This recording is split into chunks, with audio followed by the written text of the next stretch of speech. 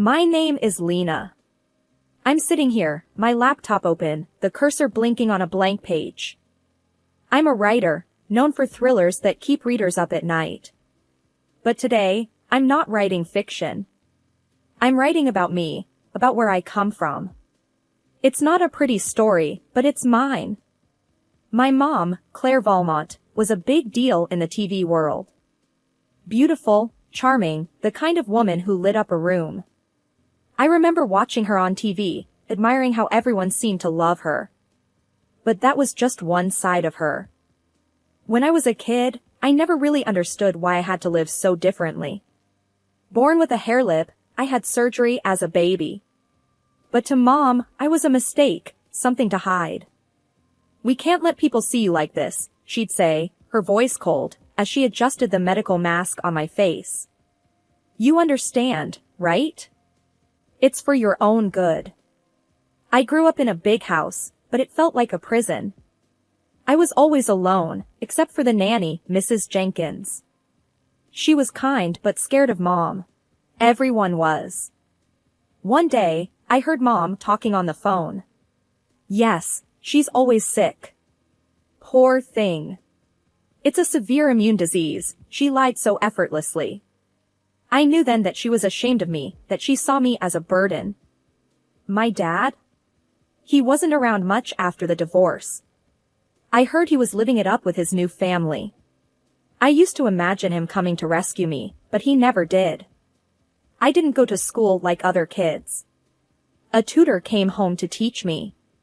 "Keep your mask on," she'd remind me, just like Mom. I turned 10 that year. I was sitting in my room, my only sanctuary, when Mom walked in. She looked at me, her expression hard to read. "Mom, if you hate me so much, why don't you just send me to Dad?" I asked. I needed to know, even if it hurt. She laughed, a harsh, cold sound. "And let the world think I abandoned my sick child? No, we can't have that. Better they think I'm a saint, caring for her ailing daughter." That night, I cried myself to sleep. I was just a prop in her perfect world, a secret she was desperate to keep. But I knew one thing for sure. I wasn't going to be a secret forever. I often think about how different my life was from other kids. There I was, cooped up in my room, a mask covering half my face, while they were probably out playing, laughing, living. My world was small, confined to the walls of my room, my imagination the only place I could be free. Every morning started the same. I'd wake up to the muffled sounds of the house, slip on the mask that had become my unwanted companion, and sit down for breakfast. Mrs. Jenkins, our housekeeper and my nanny, would bring it in, her face always wearing a smile that didn't quite reach her eyes. "Good morning, dear," she'd say, setting down my tray. "Your mother left early for a shoot.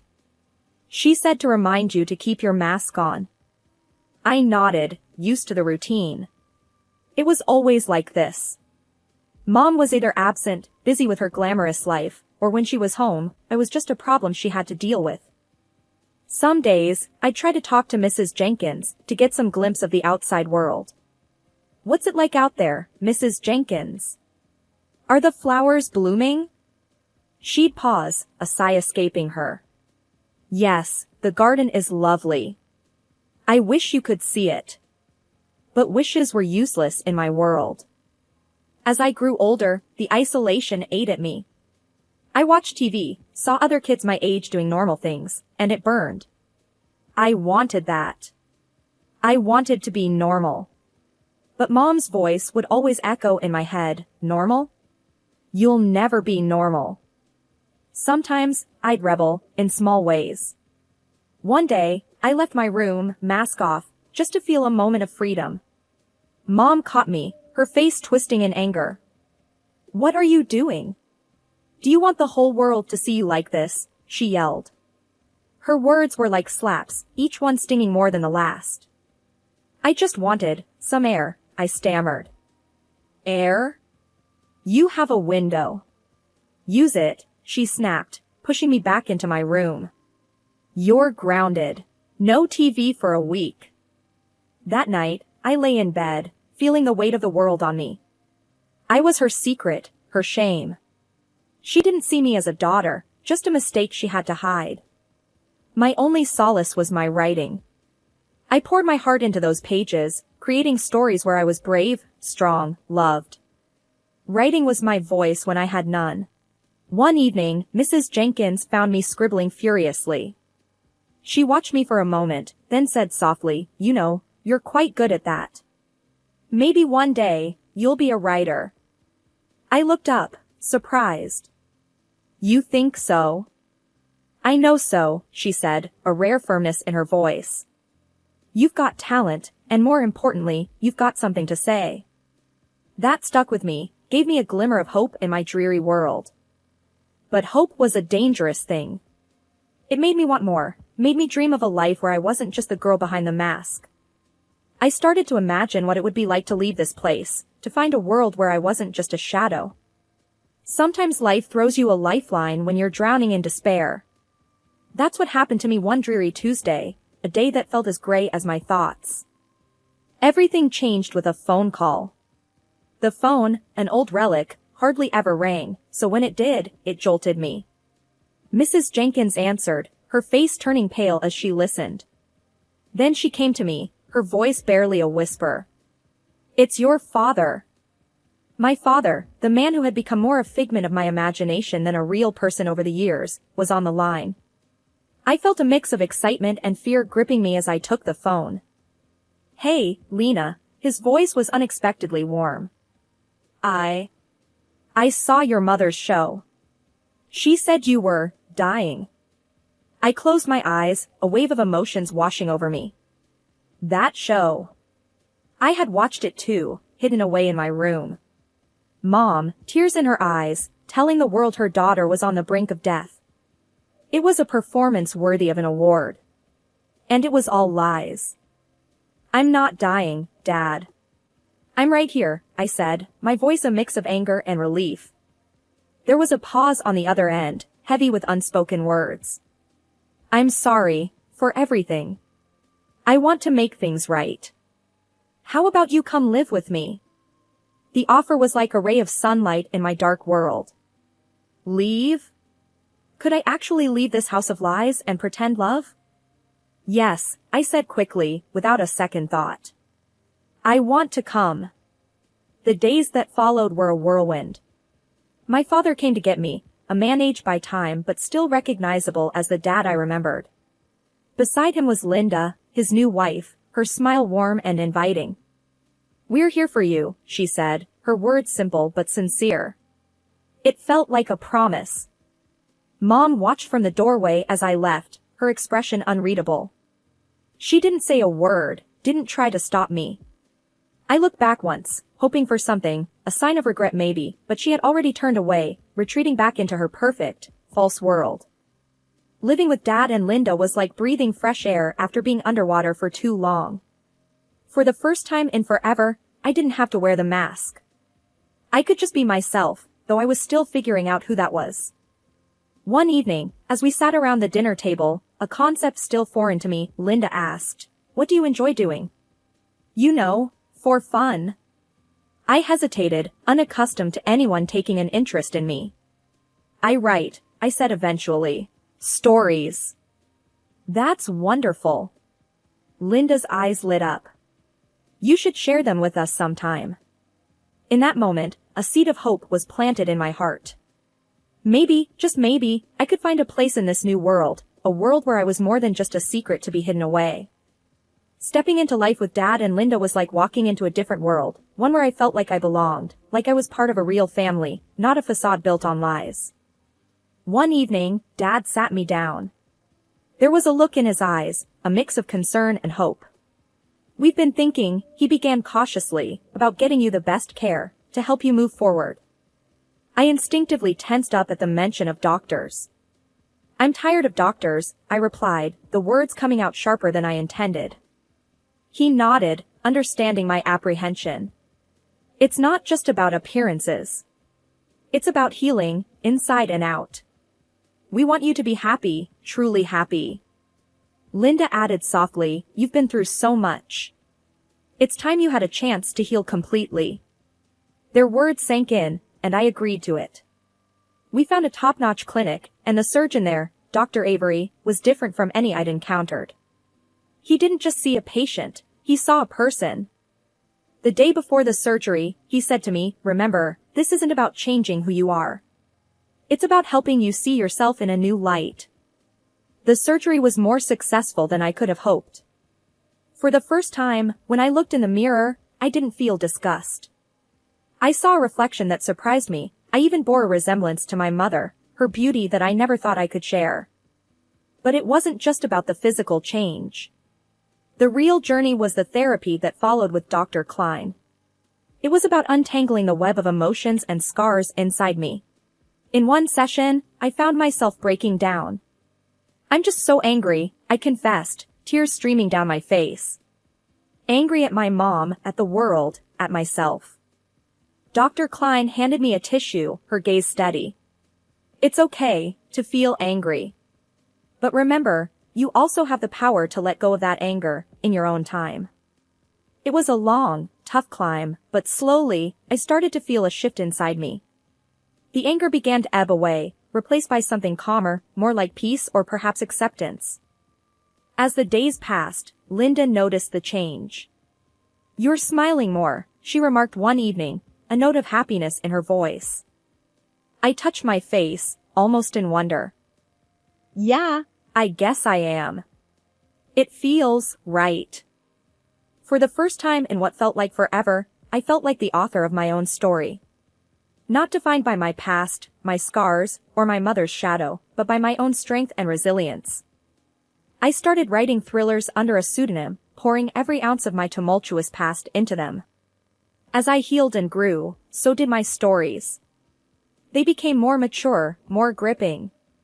By the time I was 28, I was a successful author, my books flying off the shelves. But despite my success, I always kept my true identity a closely guarded secret. Then, out of nowhere, the past called me. Literally. I was at home, scribbling notes for my next book, when the phone rang. Dad answered and, after a brief conversation, his face clouded with confusion. "It's for you," he said, handing me the phone. "Something about a TV show."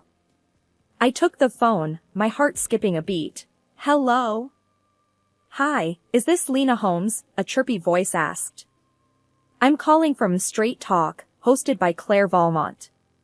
We're huge fans of your work and would love to have you on the show." Claire Valmont.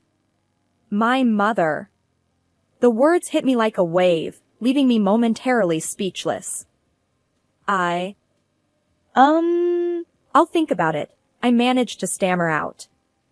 After hanging up, I turned to Dad and Linda, who were both looking at me with concern. It was Mom's show. "They want me as a guest." Linda's eyes widened. "Oh, my. Are you okay?" I nodded, a plan slowly forming in my mind. "I'm more than okay. I think it's time to face her. To show her, and everyone else, who I really am." Dad looked worried. "Are you sure? That's a big step." I felt a surge of determination. I've never been more sure of anything. It's time she knew the truth. So, I called them back and agreed to go on the show. As the day approached, my nerves were a tangled mess, but underneath it all was a steady current of resolve. I was ready to take back my story. The day of the show, Linda hugged me tightly before I left. "You're brave and strong," she said, her voice full of pride. "Remember that, no matter what happens." The studio was a frenzy of activity, lights, and cameras everywhere. And there she was, Claire Valmont, as poised and charismatic as ever. She hadn't seen me yet. A producer approached me, all smiles. "Ready to meet Claire? She's excited to have the mysterious author of The Wolf Trap on her show." I nodded, feeling an odd sense of calm. "Yes, I'm ready." As I walked onto the set, my mother turned, her professional smile in place. Then her eyes met mine, and for a split second, I saw a flicker of uncertainty. "Welcome," she said, recovering quickly. We're all eager to hear about your thrilling novels. Where do you find your inspiration? I looked into the camera, then back at her.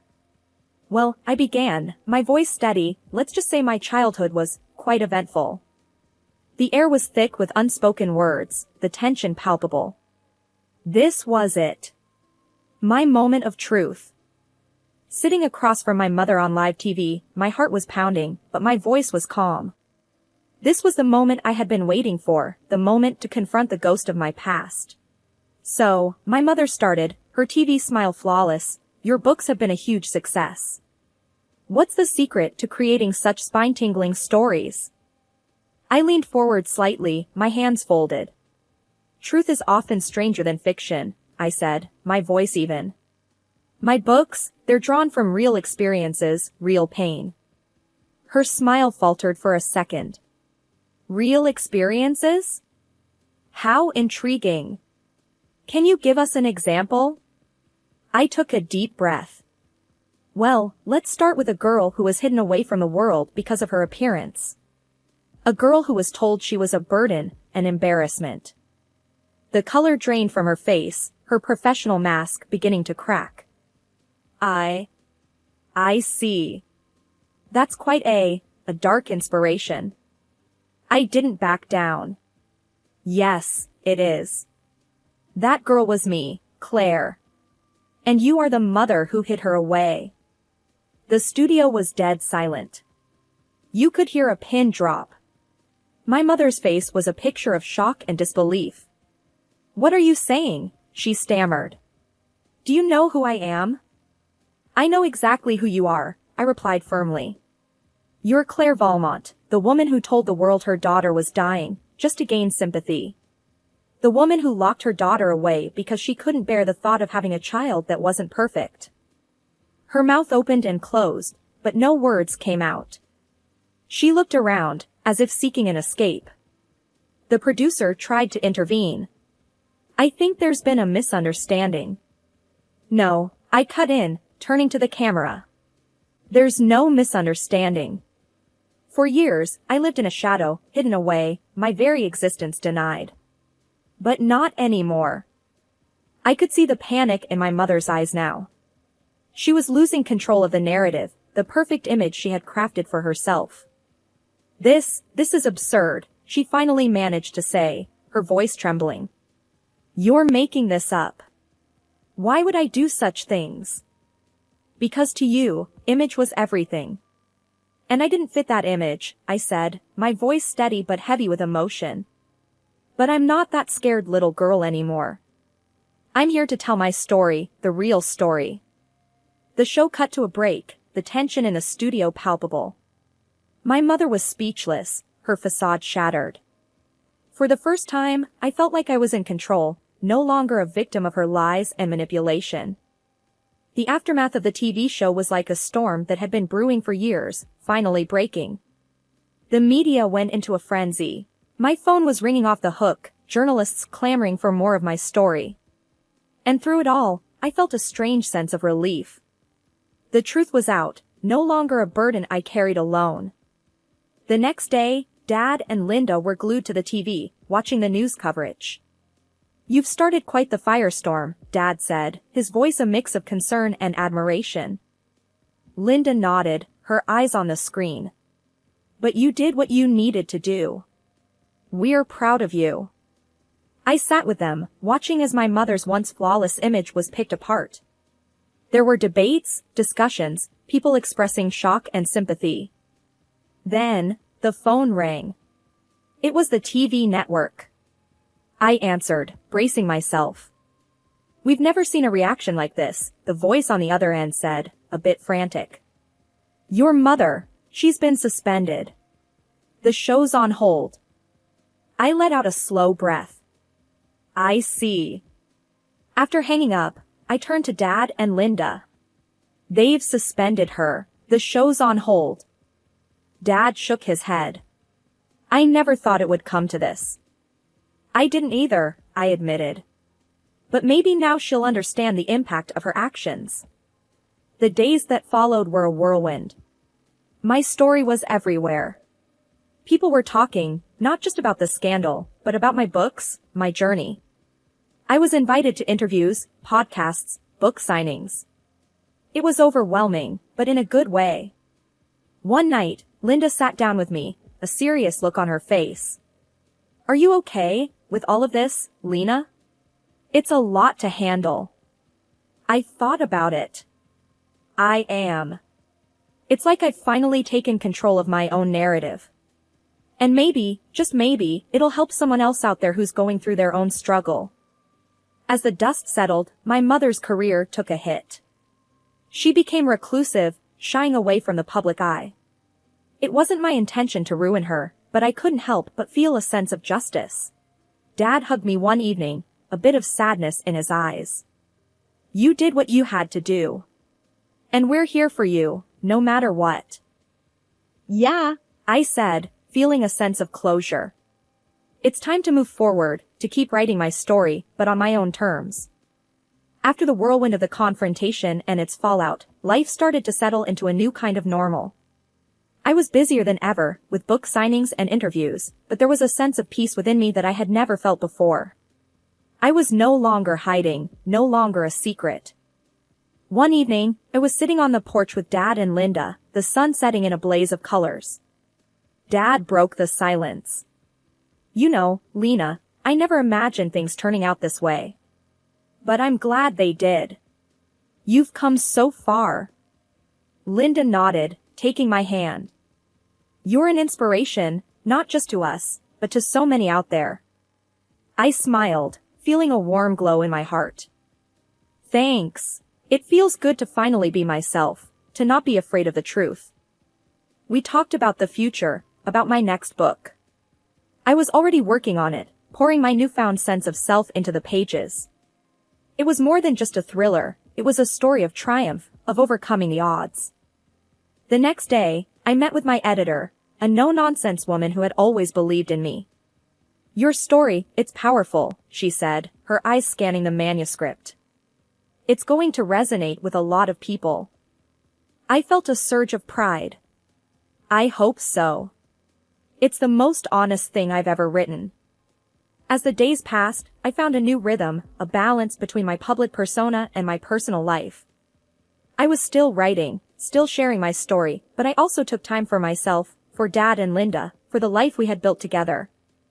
One afternoon, I sat down to write in my journal, a habit I had maintained since I was a child.